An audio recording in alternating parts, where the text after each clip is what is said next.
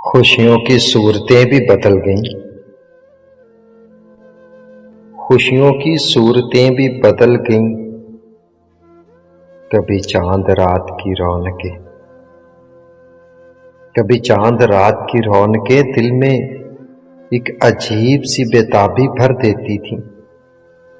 रात देर तक मेहंदी लगवाना, चूड़ियां खरीदना, नए कपड़ों को बार बार देखना और जूते तक संभाल कर रखना, ये सब वो छोटी छोटी खुशियां थी जो ईद की असल रौनकें थी, जो ईद की असल रूह थी।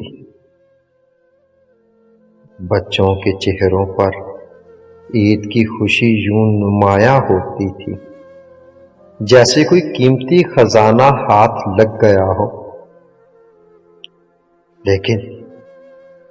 लेकिन आज की ईद बदल चुकी है। ऐनक लगाकर स्क्रीन की रोशनी में गुम होने वाले बच्चे अब ईद की खुशी को महसूस नहीं करते। नए कपड़ों की खुशबू, ईदी लेने की खुशी, दोस्तों के साथ सुबह सुबह घूमने का जोश, ये सब कहीं खो गया है।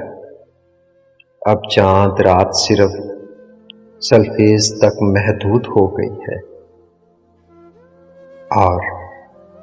और ईद का पहला दिन ज्यादातर लोग नींद में गुजारने का प्लान करते हैं।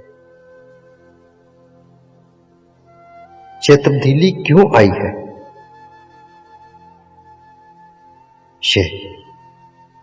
ये तब्दीली क्यों आई है? शायद हमने खुशियों की तारीफ बदल ली, या शायद मसरूफ जिंदगी ने हमें इतना थका दिया है कि अब ईद का पहला दिन हमें सिर्फ आराम के लिए चाहिए। ये तब्दीली क्यों आई है? शायद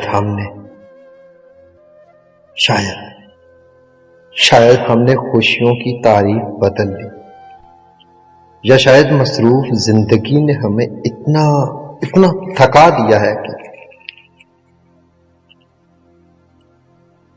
अब ईद का पहला दिन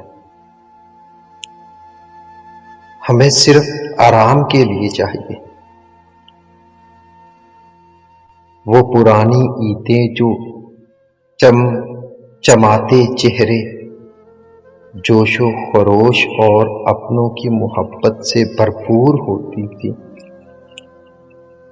अब एक रस्मी त्योहार बनकर रह गई हैं।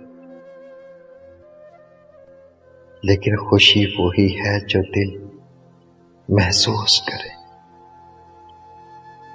अगर हम चाहें तो आज भी ईद को वैसे ही मना सकते हैं जैसे बचपन में मनाते थे। बच्चों को ईदी देने के बहाने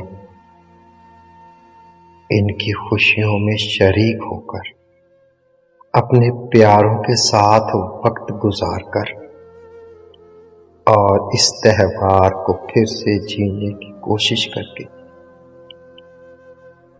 ईद का असल हुस्न हमेशा अपनों के साथ बांटने में है। ईद का असल हुस्न हमेशा अपनों के साथ बांटने में है, चाहे वक्त कितना ही बदल जाए,